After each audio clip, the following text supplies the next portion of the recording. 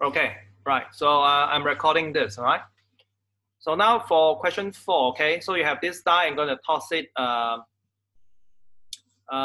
say 100 times, right? You can toss it many, many times, okay? You can say we can toss like 100 times, okay? Right? So every time you toss, you either observe the following numbers, okay? Here this, you observe 1, 2, 3, 4, 5, 6, okay?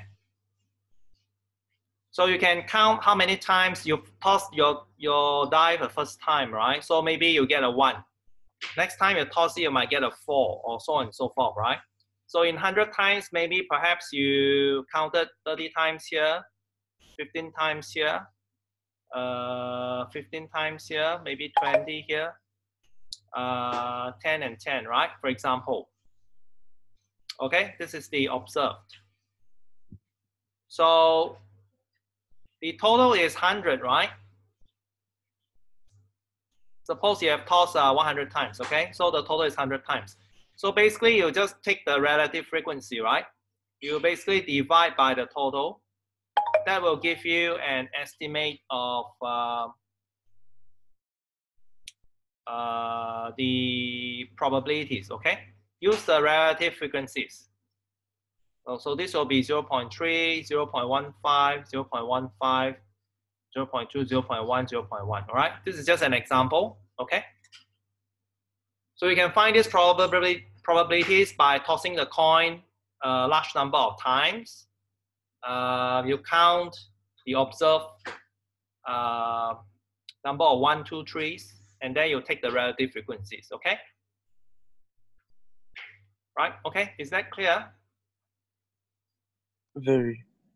Yes, clear. Okay, so you just need to describe that with an example, okay?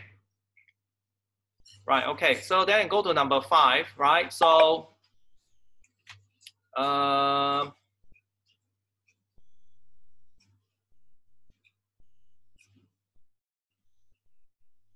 okay, for number 5.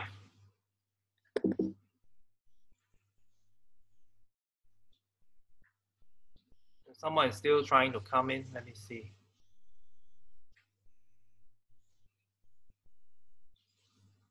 Okay, so in future, maybe try to come in a bit earlier, right? So,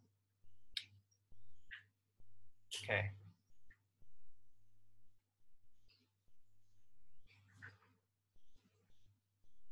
Right, okay, so then I'm going to move on to question 5, right? Okay, so basically, this question is about calculating probabilities when you're, depending on how you sample your sampling scheme, all right? So the sampling scheme is actually important in this case. Okay, the first one is you sample with replacement, right? You take something from the urn, you put it back, okay? The second scheme, the B scheme, is you sample without replacement. Okay, so after you take, you don't replace it back, right? So in both cases, in both mechanisms, your probabilities are different. Okay, your probabilities for the events 1, 2, 3 are different. Okay, so I'm just going to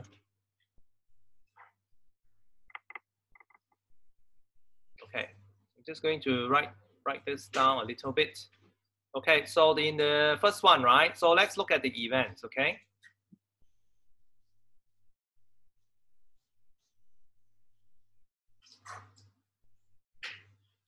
Okay, so then the first event, both balls are red, right? So this event is red and red, okay? Right? So for red and red, so this is the sampling mechanism A. Now you take the first ball, right? So how many balls are there? There are 10 balls, right? 3 different colors. So the chance that you get a red ball is 5 out of 10, right? In the first draw, okay? Then you put it back and you take again. So when you will put it back and take again, it's like you restart the whole experiment, right? So you basically just multiply, okay? So this will give you 1/4, right? If you use the sampling without replacement, the first time you take the red ball, it will be 5 out of 10, right? Okay. After that, you only have 4 red balls left, right? So, and out of 9 balls, there are only 9 balls in the pool because you didn't put it back. And then there are only 4 red balls, right? So the chance that you pick any of the red balls is 4 out of 9, right? So this one will give you 2 out of 9. Yeah, 12 of 9, right?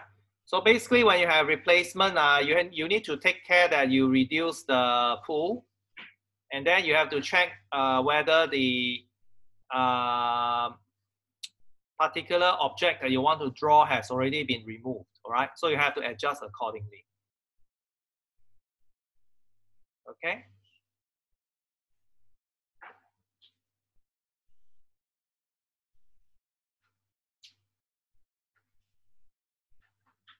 Right, okay, so using the same idea, right, you can actually continue with, for example, the other question, the other part, both balls are of the same color. So the event will be, same color will be either red, red, white, white, or green, green, right? Okay, so you need to consider these 3 events, right?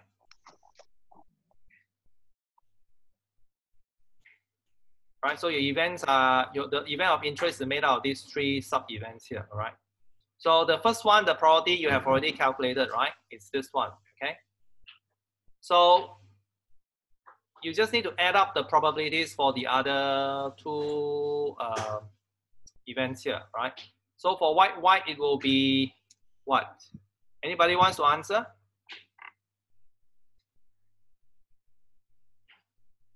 So how about white, white? 1 over 25. So white will be 2 out of 10 times 2 out of 10, right? So that will be 1 over 25, okay? Green, green will be the same, 3 out of 10 times 3 out of 10. So that will give you 9 out of 100, okay?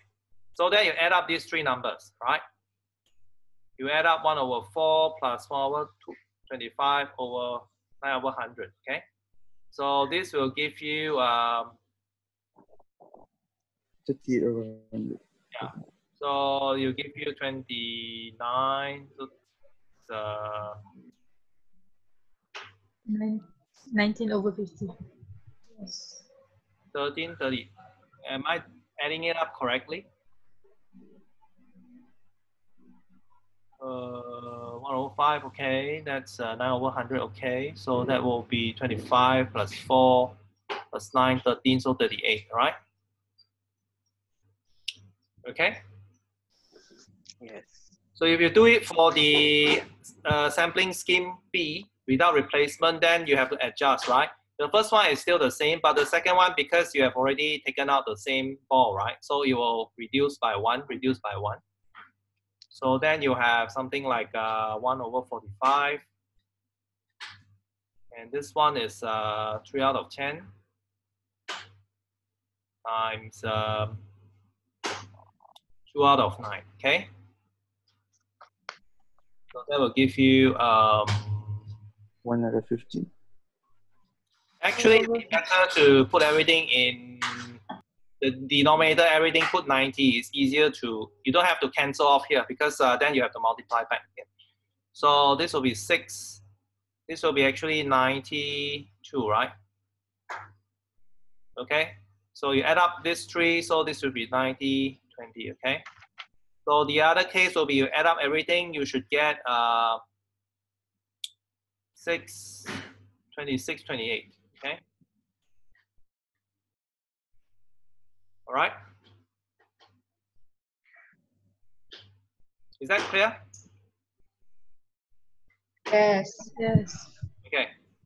We try to work on this. last semester there was a test question on this type of idea, right? So you should work on this, okay? Unfortunately, I think only maybe 60% of the class got this, even though it's actually quite simple, all right? So just take note of this, right? So part 3, I think you can manage that on your own, right? You try this and then check the solution.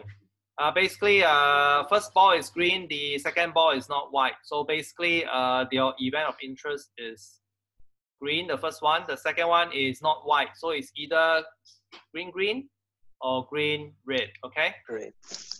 So you just need to calculate the probabilities for these two events, right?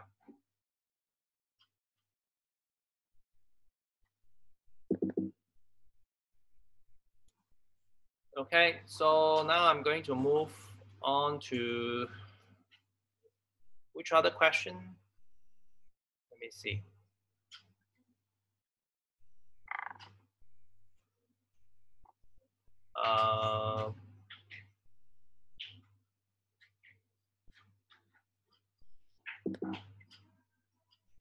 Someone asked for 6. 6, right? Yep. Okay. I'm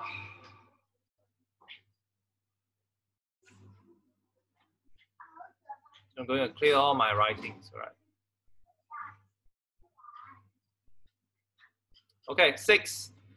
This is actually also quite straightforward, okay? You have something that is being sold, right? The customer buys something, and then you want to calculate the chance that the item sold will be returned for refund, right?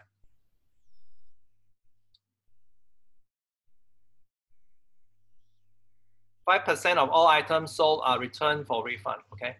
So 5% for refund and 95% is keep, all right? The customer will keep. So both will be refunded. So in this case, assuming independence, right?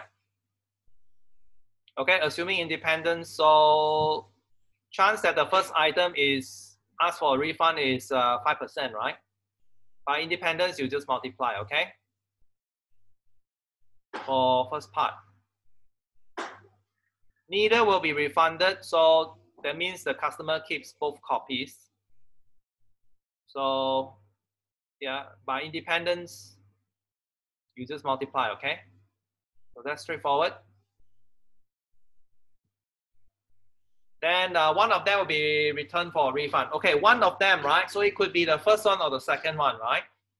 So if it is the first one, so it's 0.05, that's returned. The other one is kept, okay? Or it could be the other way around, right? The second one is asked for a refund, okay? So basically you have to sum two mutually exclusive events, right? And basically this is equal to twice of 0.95 times 0.05, okay? Right, okay? Is that clear? Yes. Okay. Yes. Just want to check, when I write something on the paper, right, is it smooth? Is there any lag? Yeah, very smooth. Yeah, it's smooth. Okay, that's great.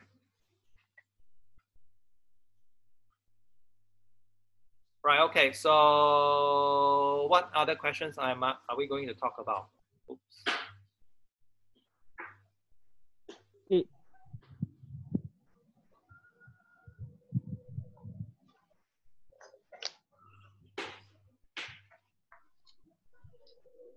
I somehow made some sketches here. Okay, let me clear this first.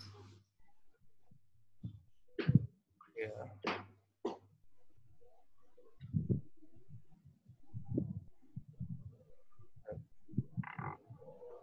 Get some of these things away.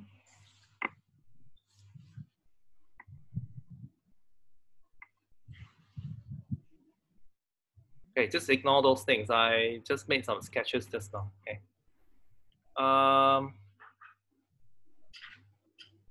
Which other question the students asked? Let me see. Number 8. Yes. Number 8 and 10, right? Okay, so you need to somehow, so these are the information given, right? So you need to somehow organize this information in a tabular form, okay? So basically what you have here is, let me get some space.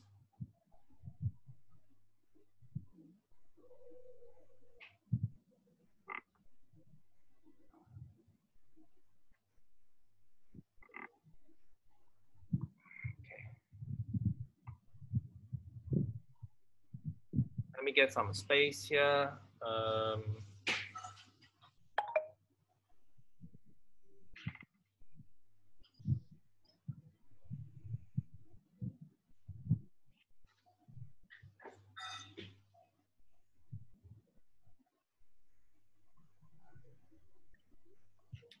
Okay, now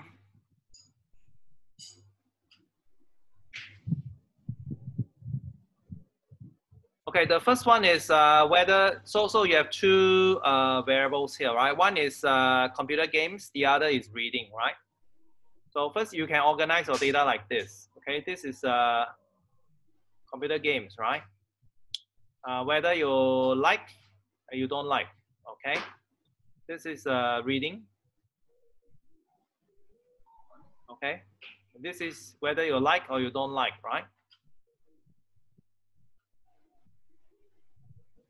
Okay, so you have some table like this, okay? Right, based on the information given, right? So you need to fill up this table, okay? They found that 5% of the students interviewed enjoy neither reading nor playing computer games, right? That means they hate reading and they hate playing computer games, right? That's 5%. So it's here, right? So maybe I just use 5%.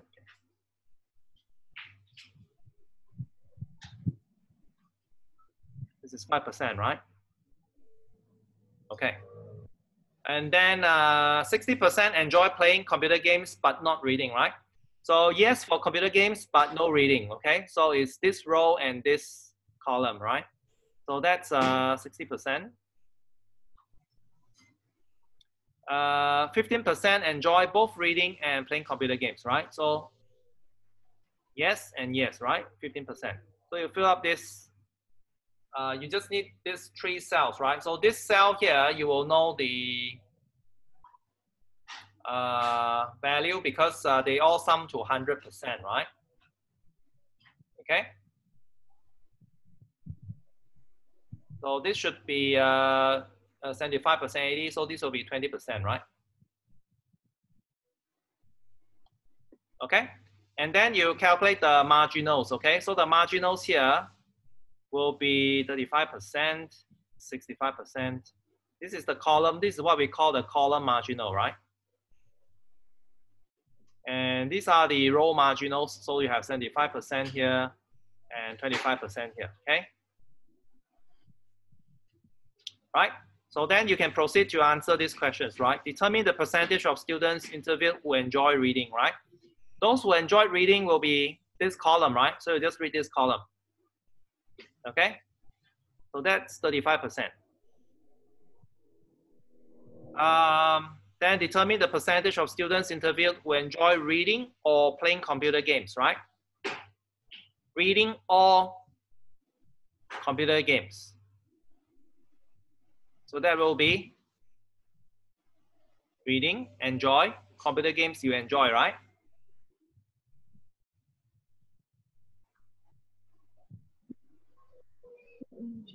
But you have to cancel off the intersection, right? The intersection is 5% here, okay? So those who enjoy reading is 35%, right? Those who enjoy or playing computer games, that's 75%, right? And then you subtract the intersection 5%. Okay, so that will give you 5%, right? Let me see.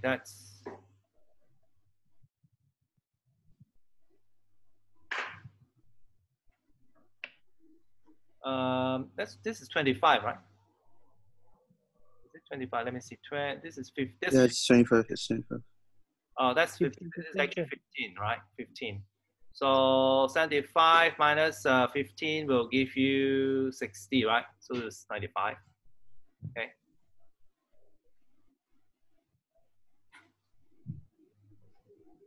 All right. If a student interviewed enjoys reading, what is the probability that this student will also enjoy playing computer games, right? Okay, so this is a situation of conditional probabilities, okay? Now, this is actually very easy to do. I don't want you to use a formula approach, okay? Because conditional probability simply means that you restrict, basically you just reduce your sample space, okay? And if you already know somebody enjoys reading, you don't have to care about the part where they don't enjoy reading, okay? So if you enjoy reading, that means you only focus on this column, right? So the total is 35%, right? Okay, the total now is no longer 100% because you just focus on the section where they enjoy reading, right? So it's 35%, right? This column. The probability that this student also enjoy playing computer games is this cell over that column, okay? So that's 15% out of 35%, okay? So it's very easy. You don't need to, of course, if you use those, of course, if you had done something like this, right? I mean, this kind of approach, that would also work, okay? Right, but then if you just apply a formula approach, it doesn't give you that feel of conditioning, right? So if you use the concept, you directly will get this value, okay? So that's about, if you simplify, it should be about 3/7, okay? Okay, is that clear? Yes. Yes. You can actually check this, right? So this P, A, and B is basically just 15% here, right? And your PB is you enjoy reading, so it's 35%. It's actually the same, okay? But you don't have to go through this step, okay?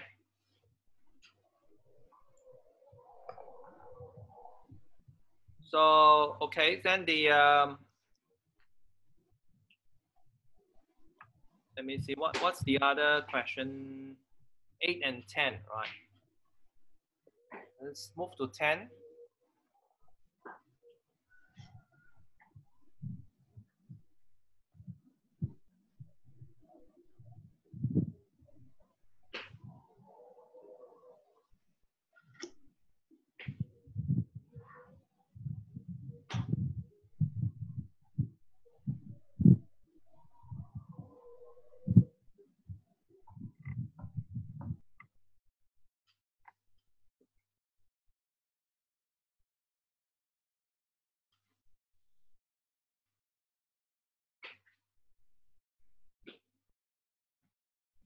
Okay, so 10 is also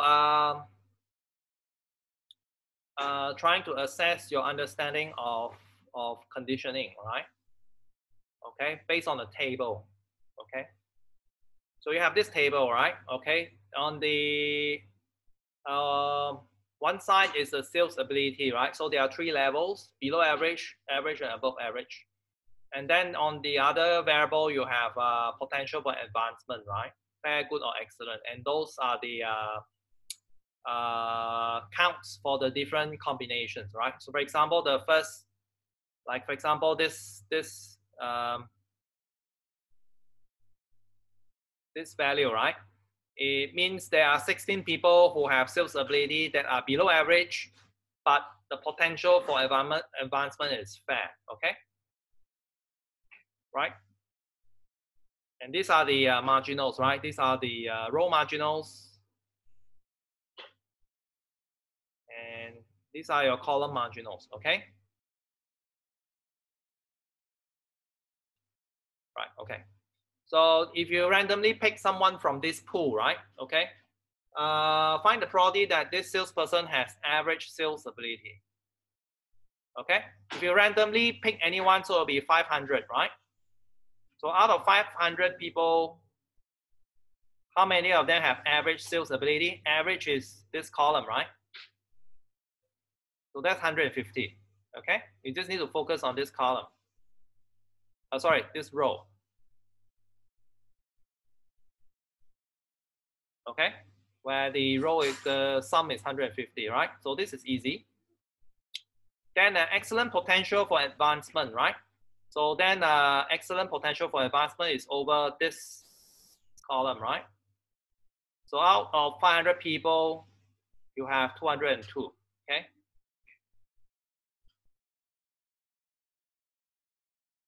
Right?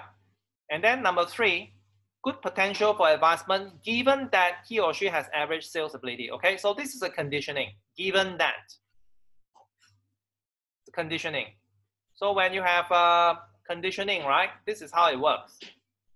Given that she has average sales ability, that means you focus on only this row, okay? So the total is 150, okay?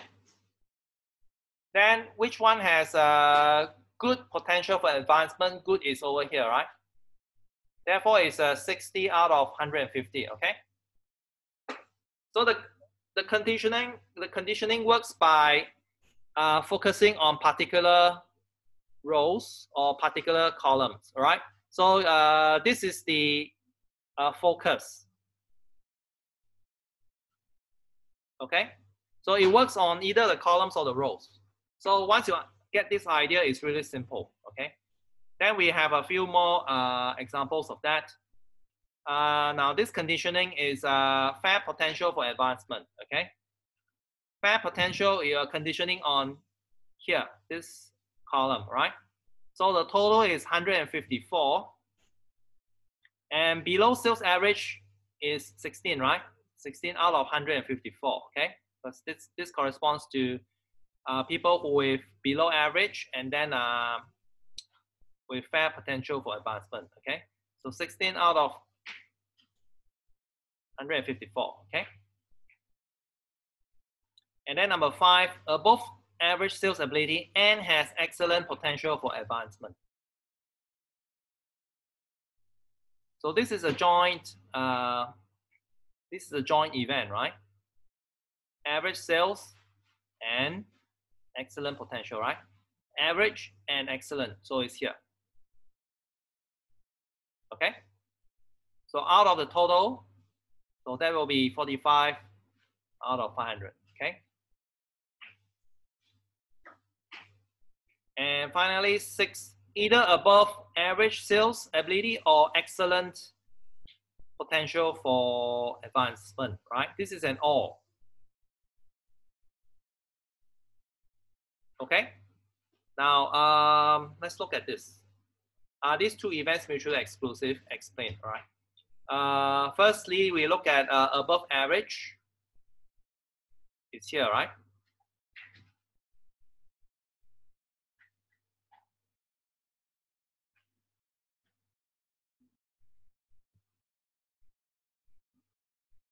And then you have excellent potential. It's here, okay?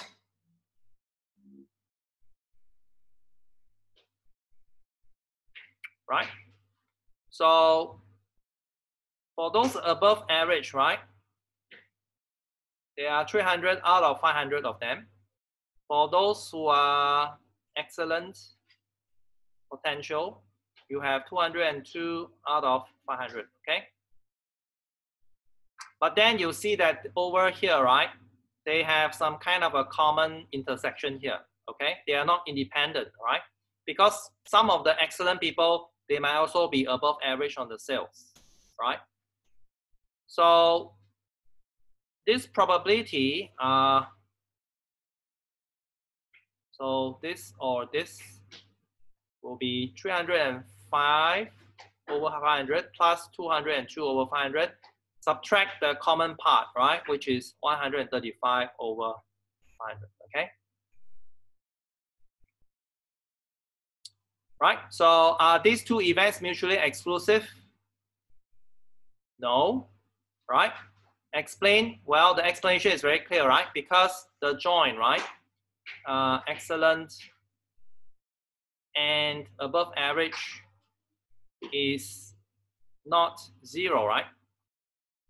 If two events are mutually exclusive, your joint is actually 0, okay? Your joint is an empty set.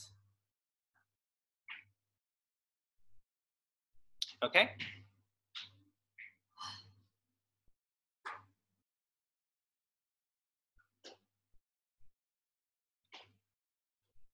Right, okay. Are you able to follow number 6? Yes. Yes. Yes.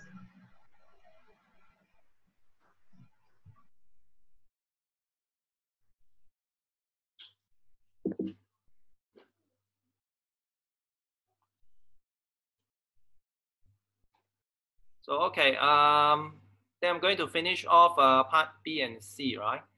So,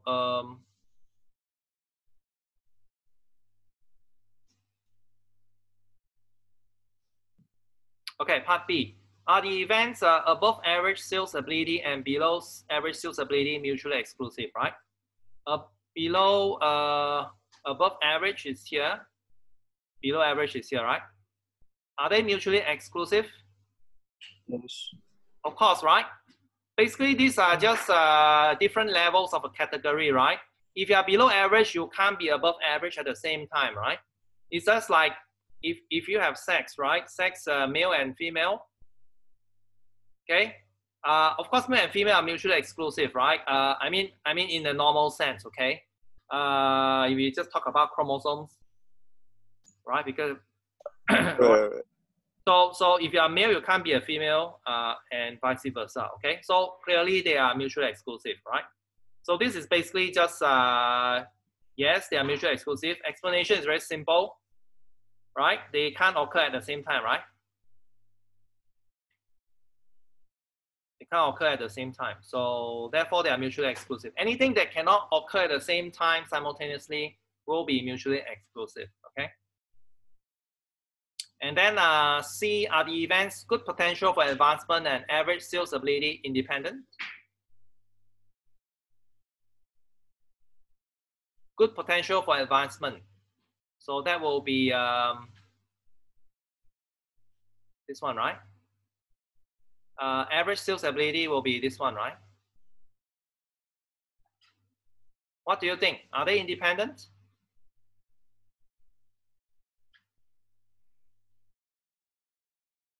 If you just look at the sketch on the table here, right? Do you think they are independent? No. No, right? Because they have a joint, right? Yes. This joint is actually not 0, right? If this is 0, then they are independent, but it's not. Their joint actually has 60, right? Yes. There are some people who are good, who have good potential for advancement.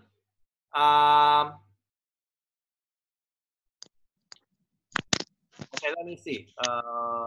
Okay, let me rephrase this. Okay, formally, if you are going to test this, right, this will be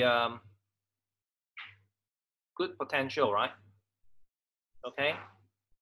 If they are independent, right, their joint will be the product, right?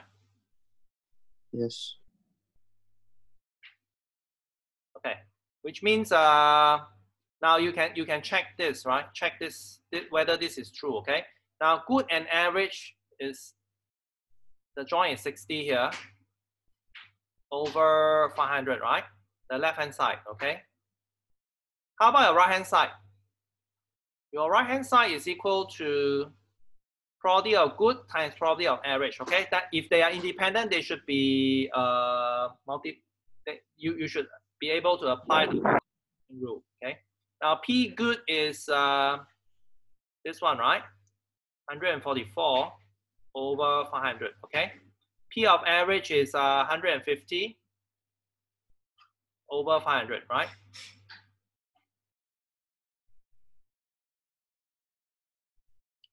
Okay, now very clearly this product here, right, is not equal, right, to the left hand side. Okay, so they are not independent. Okay, all right. Okay, is that clear? It's Yes. technical meaning of independence is that the joint has to be able to be written according to the multiplication rule. If that doesn't happen, then they are not independent. Okay. Actually, if you think of it from a common sense point of view, right? Your potential for advancement, right, is related to your sales ability, isn't it? Depending on a person's sales ability, right, your potential for advancement will actually be somewhat affected by it. Okay, so they can't be independent. Independent means regardless of your sales ability, it doesn't affect your potential for advancement. I don't think this actually happens in real life, right?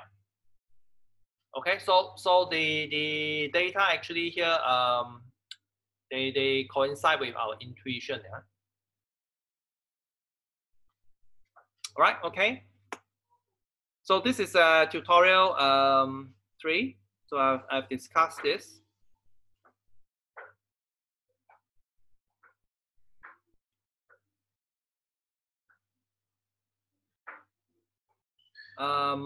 For tutorial 4, actually the lecturer requested that we also do tutorial 4, but I think there's no, for the live streaming, I think we're just about finishing, right?